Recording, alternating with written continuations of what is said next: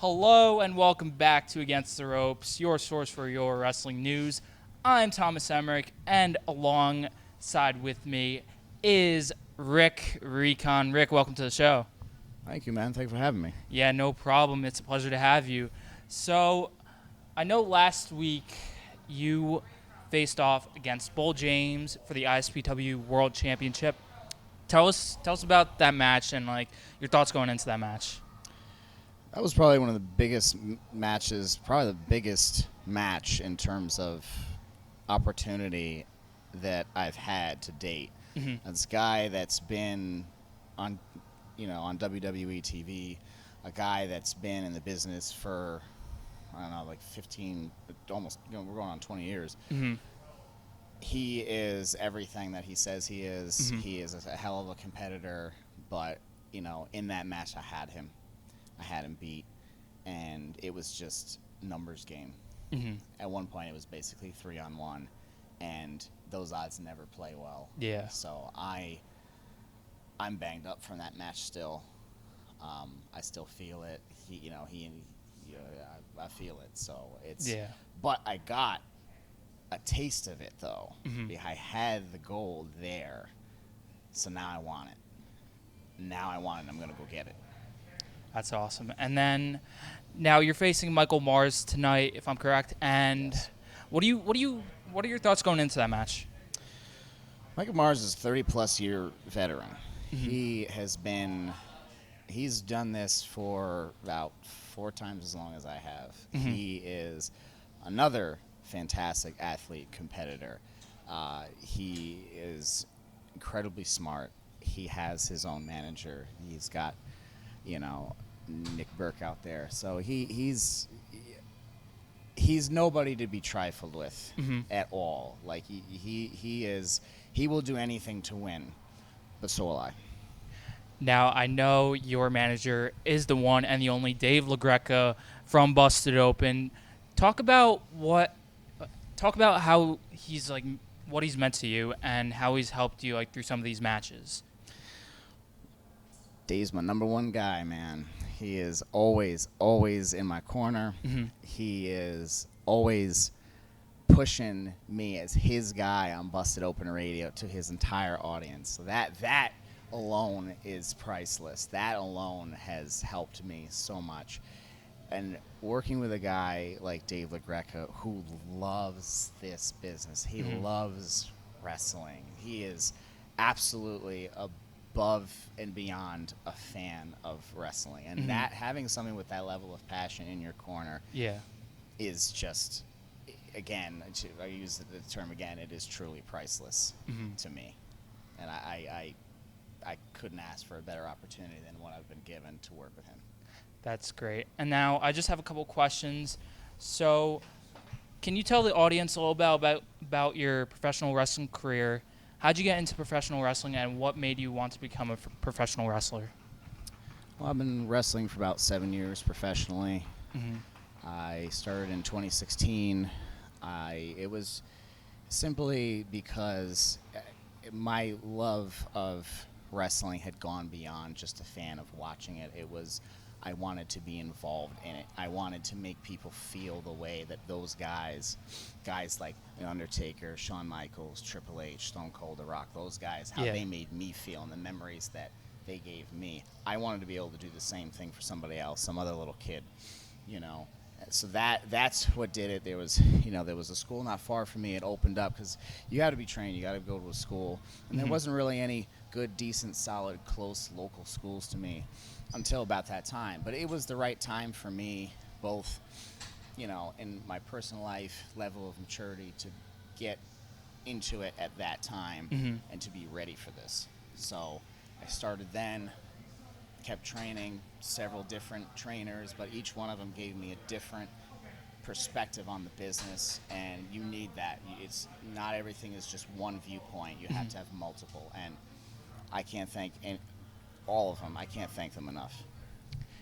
And then, what are some of your biggest accomplishments in the industry? Talk about what that has meant to you. I've had the opportunity to work a lot of incredible talent. I've had a few appearances on AEW. That was a wonderful experience. I've had a running rivalry of 4 matches with the one and only Crowbar. Like, that's a guy that, as I'm watching wrestling, I'm growing up watching it and studying it. This was a guy that was a hero of mine. Mm-hmm. And not only did I get to stand across the ring from him, I got to do it 4 separate times. And in each match, just kept getting bigger and bigger. And by the end of it, absolutely had his respect. Mm-hmm. That changed my entire perspective on professional wrestling after those matches. So to me, that is up there in terms of accomplishments for me. That's awesome. And now, what are some of your biggest obstacles that you've had to face, and how are you able to overcome them? Well, everybody deals with obstacles in this business, whether it's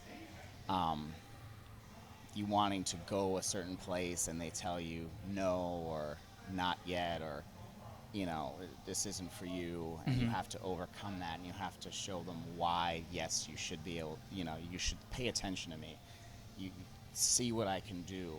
And sometimes you just have to keep plugging away at it.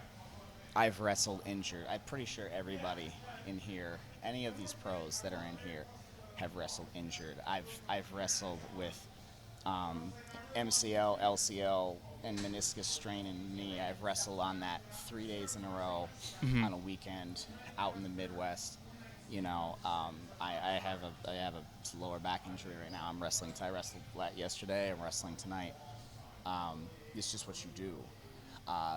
This is not a business where it's not like in football you get turf toe and you can sit down and somebody can sub in for you. It doesn't work that way.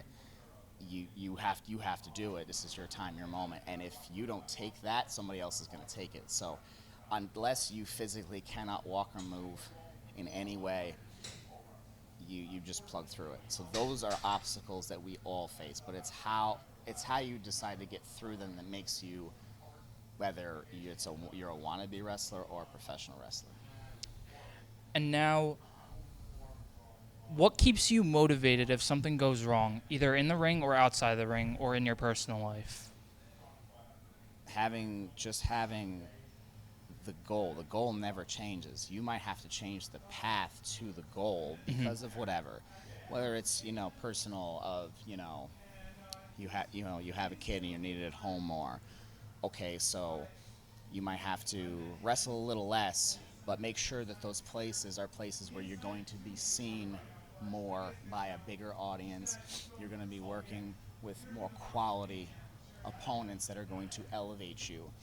I would rather wrestle only 4 times a month if those are incredible matches than 12 that are mediocre and miss time with my kids. You know what I mean? Yeah. So that's a big one.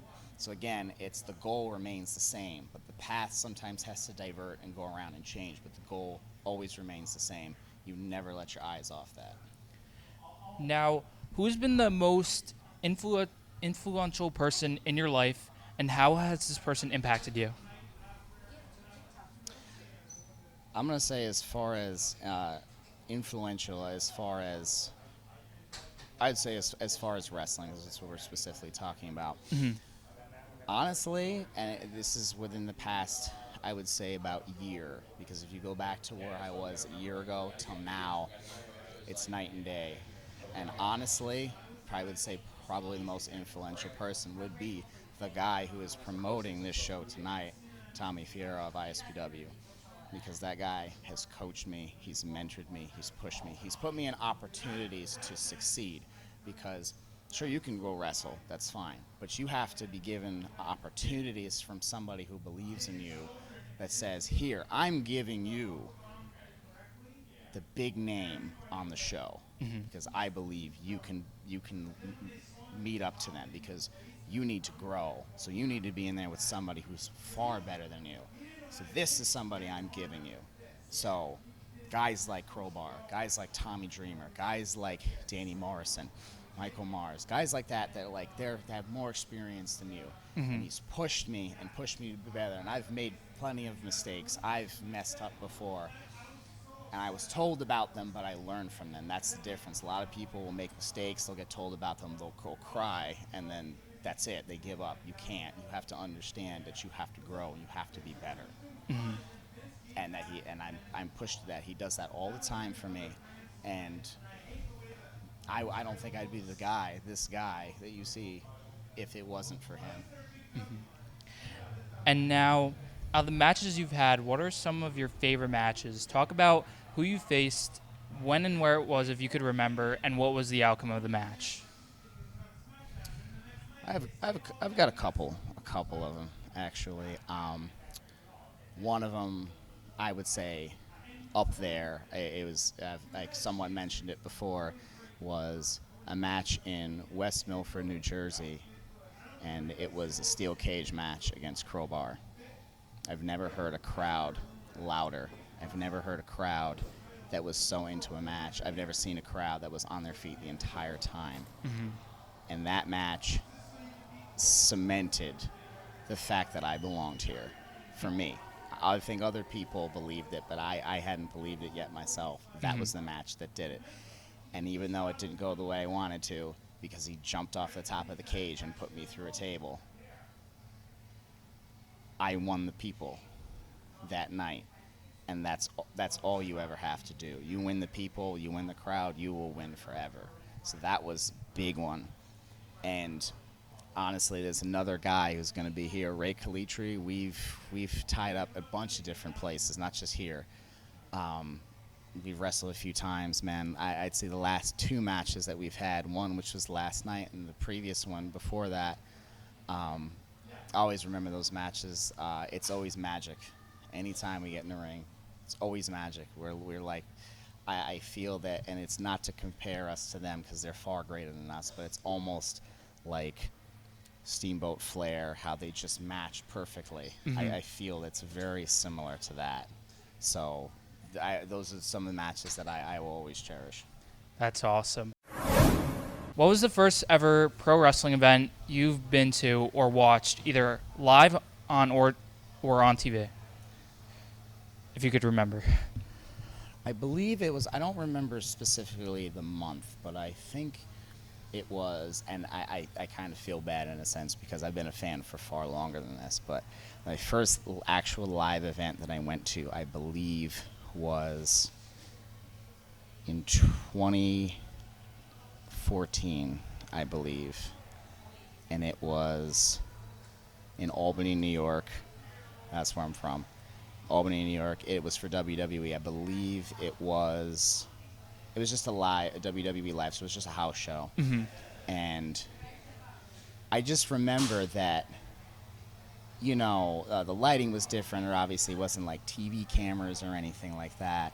It was just a different vibe. But those guys, they gave everything as if it was a pay-per-view, man. They put it all out there. They didn't hold back. And that impressed me because it was like, it wasn't for TV. It wasn't for pay-per-view. They did it for the people. Yeah. And that's everything for me, man. And that also was very influential for me because that's what I do when I'm out there, is I do it for the people. A lot of guys do it for themselves. A lot of guys do it for their buddies. I do it for them because that's just paying to come see us, is the people. So that, from there, I understood that.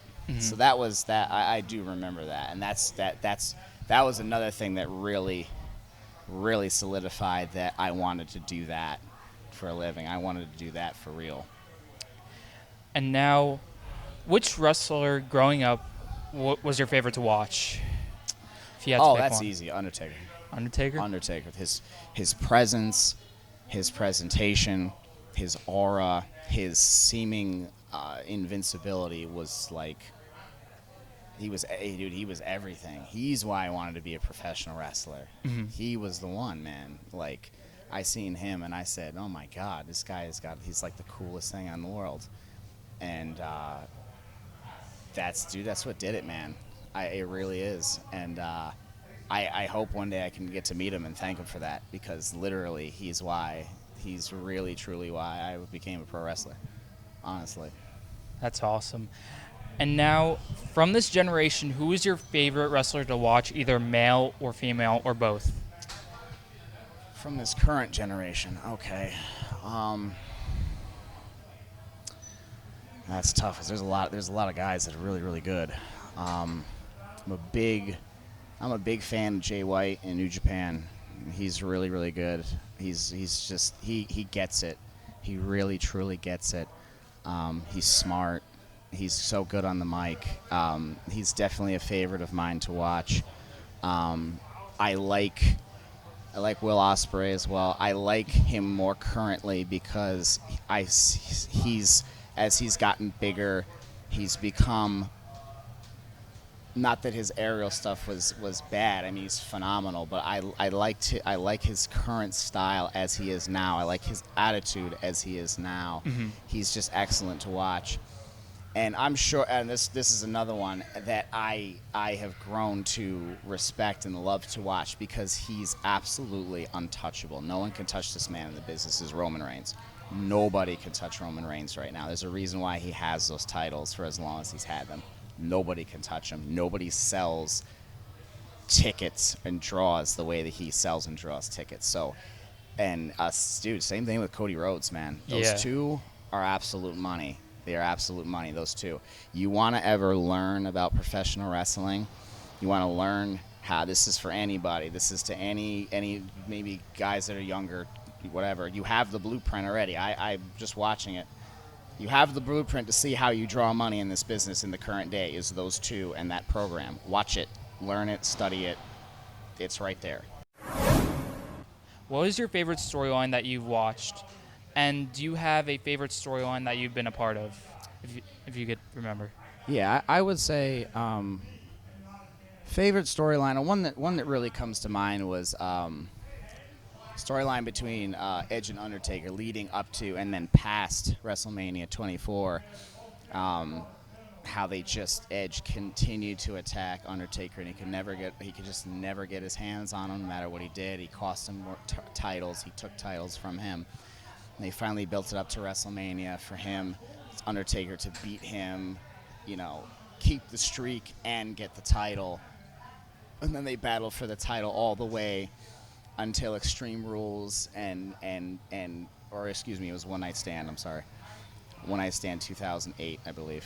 And then Undertaker lost and was banished from WWE, and there was a whole thing, man. That whole storyline, and it all culminated to SummerSlam and Hell in a Cell. That was a beautifully told story, and that's another one to study if you want to learn how to build a program and build a storyline of it, because that was just phenomenal.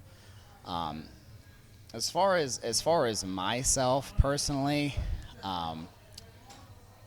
well, it might not have been a storyline per se.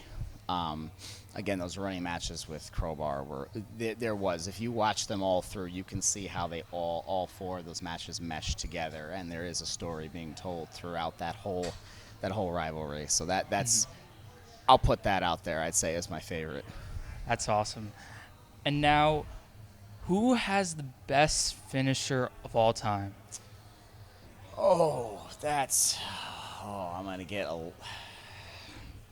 I'm gonna have to do the Matrix and dodge all the bullets from everybody because everybody's gonna have their own opinion.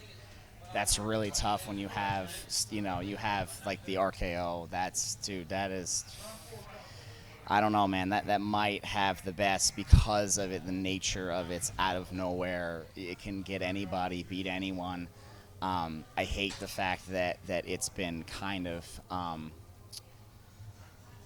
people on the independents just use it as a regular thing. Like that was like the finish, man, forever. That and Sweet Chin Music, those two to me, I love those because they are so out of nowhere. They can be hit on anybody at any time. That's really tough. I mean, it's literally a draw between those two for me because of the reaction it gets from the crowd and how it can come out of nowhere. And you might as well just throw this one in there. You might as well just have a three-way fight with the Stunner, man. The Stunner, because that beat everybody. And that I don't know any move that has elicited such reactions as the Stone Cold Stunner, man. The Stunner, literally, that move drew money. So that actually, if we're talking about what really matters in this business, that might be the top finisher ever, is the stunner. Yeah, I would have to agree with you on the stunner, the sweet chin music, and the RKO. Probably like one of my favorite out of those three is the RKO. I gotta say. Yeah, yeah. That's I, my personal favorite. I used to use that a lot when I was starting out. I used the RKO quite a bit. and now, who has the best theme song of all time? Okay, I'm gonna make that one easy. It's Edge, hands down. Alter Edge. Bridge. Alter Bridge, man. That is it. Once you hear the "You Think You Know Me," man, and that gets going, that has to be like, if I could take a theme from anybody and that's mine now, it would hands down be that. Every time that comes on, I get so amped. When that music hit and he came back at the Royal Rumble, man, dude, you don't even know, man. I've loved Edge forever, man. He's right up there too, man. And when he came back from his, he had to retire from his neck, and that music hit. Oh my God, man, that was it. I lost it. I was a fan, man. I wasn't even a wrestler, man. I was a fan, man. I haven't felt that way in years. Now, talking about Edge really quick, I know tonight he's going to be in a triple threat match against Rey Mysterio and AJ Styles. And if he wins that tonight, then he goes on to another match to face whoever wins the other triple threat match. I forgot who's in it. But if he wins tonight, then he goes on to the finals at Night of Champions against Seth freaking Rollins. So do you want to see him win at Night of Champions against Seth freaking Rollins? That's tough. The Edge head in me does, because that's basically the title he never lost. That's the title he had to basically give up and relinquish. Yeah. And I think emotionally wise, that would probably be the best choice out of anybody. But Seth is also the current and the future of the business. Yeah. So if they were to go with him, I would have no issues with that. I would totally understand why they did that. But I think I think the nostalgia factor and my love of Edge, I would love to see him have it just one more time, even if it's just for a little bit, just to say that, hey, listen, he went out on his own terms, man. And Yeah. he got the belt back, and there you go, I would love to see him have like one more title run. That would be Yeah, so awesome. It would be fantastic. And now, my next question is, who has the best ring gear of all time? Best ring gear. Oh, that's tough. There's a lot of them, man. There's a lot of guys in New Japan that have fantastic gear, man. Okada always had really good gear. His jackets were great. Will Ospreay's got some good ones. But I mean, like, I'd say timeless-wise, and Shawn Michaels, man. Shawn Michaels with that the entrance vests and gear and all that, man. There's nobody like Shawn, man.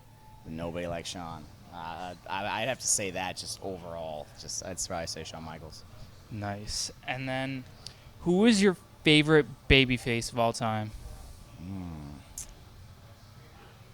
Does it have to be somebody who's always been a babyface, or just like during their babyface run? Like Just during their babyface run. Okay. Man, there's a lot too. I gotta say, man, that's really hard. When Edge became a babyface, I was all in, because even as a heel, I liked him, and I was like, I want you to be the hero, man. I want you to be the hero, and he was. I was like, yes, this is it. Another one I would say, though, as well, when he came back into about 2002, and then he, until he retired, was Shawn Michaels, man. Shawn Michaels is such a good baby face. I'd say, like, overall, like, if you want to learn how to be a baby face, Shawn Michaels, man. Shawn Michaels during that run was phenomenal. Steamboat, because Ricky Steamboat, because he's always been a good guy. He's always been a baby face, but I loved Shawn. I always loved Shawn. I know I've talked about Shawn so much in this interview, it's ridiculous. But Yeah, I would say his babyface run from 2002 to like 2009. It's the man. That's awesome. And then, just got a couple more questions here. All right. Who is your favorite heel? Favorite heel, man. There's so many good ones too that are so good. I mean, currently Jay White, untouchable as a heel, untouchable as a heel. Love him. Roman Reigns is a fantastic heel as well. If we're talking about current product, past guys, Rick Rude, man. Rick Rude is a awesome heel. You want to learn how to be a heel and be Rick Rude, man. Rick Rude really. But you know who is really no? I would say who tops them all, for me personally, Triple H. When he became the game and he ran through everybody, he was the most hated man on the planet, most hated man in WWE or WWF at the time.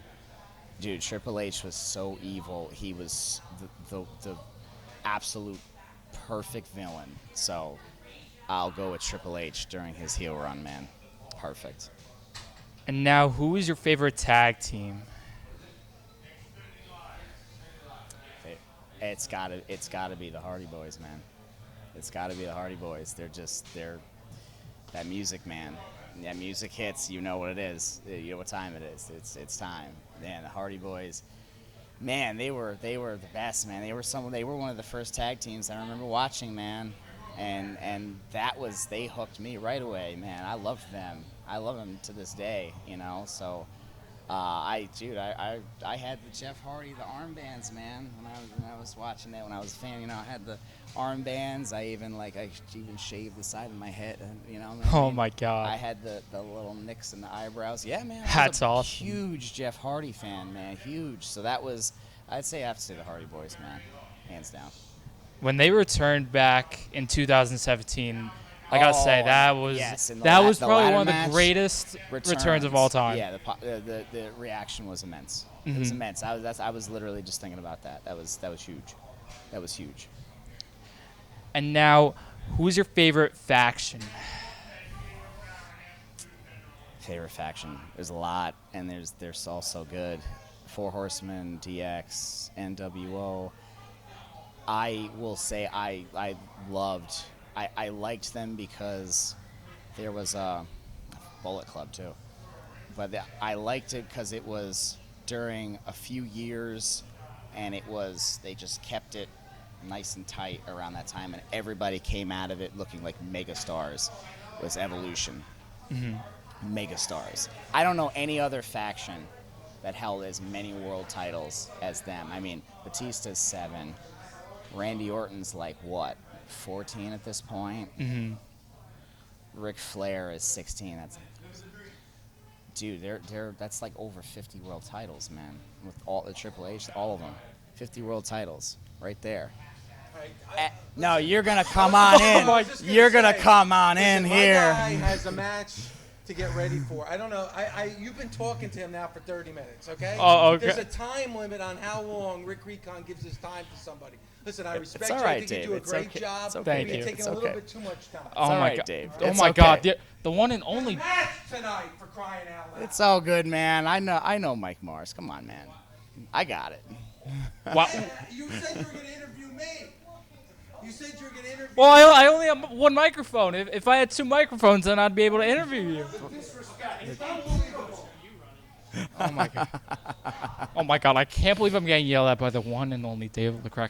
The only. He just The one and he just only. came on our show. He came on your show. That's insane. All right, let's get back to the questions, Dave. Yeah, we could forget about him. Oh wait, sorry. Let's not forget about Dave. Sorry, I forgot. I'm with. Yes, the man. Yeah, the man. The man. The man. Now, who has the best mic skills in the business, past or present? I mean, I'd have to say The Rock. You got to pick somebody. It's got to be The Rock. Rock or Stone Cold, but I'd have to say The Rock just a little bit. A little bit of the edge, man, because he could get a crowd like that on nothing. on just an eyebrow raise, and then he's got you. Now, who's the most overrated in the Ooh, business? that's gonna give me some heat. I don't even know, because everybody, man, once you're at a certain level, you're at a certain level. I don't know. Let's see who's overrated. I'm gonna say MJF. MJF. MJF's overrated. Everybody says, oh, he gets, he's heat this, heat that. He just cheap heat, man. Yeah. Roman can come out and pose, and he has a whole audience booing him to death. I'm sorry, that's better. Who do you That's think better. gets the most heat these days, Roman or Dominic Mysterio? Dominic Mysterio, hands down. I don't know how they did it, but they made him absolutely. He made a kid. Right? They made Rey Mysterio's son one of the most hated people on the planet. Hats off to him, man. I'd say him. And then my last question here today is, who is the most underrated? Most underrated. That's another tough one, man. I don't know, man. I'd say underrated, man. Yeesh. Well, I don't know if he's underrated, but he should be pushed to the moon. Is Jay White? He should be pushed to the moon already. He should already be champion. Like hands down, should be champion. Don't put him on dark. Put him as the main event in the pay-per-view. Exactly. Well, Rick Recon, thank you for joining us here on Against the Ropes. I really appreciate the time and you joining us on Against the Ropes. Thank you so much. And good luck tonight in your match against Michael Mars, and I hope to see you as ISPW one day. Absolutely. ISPW World Champion one day. It'll happen. Thank you, you, man.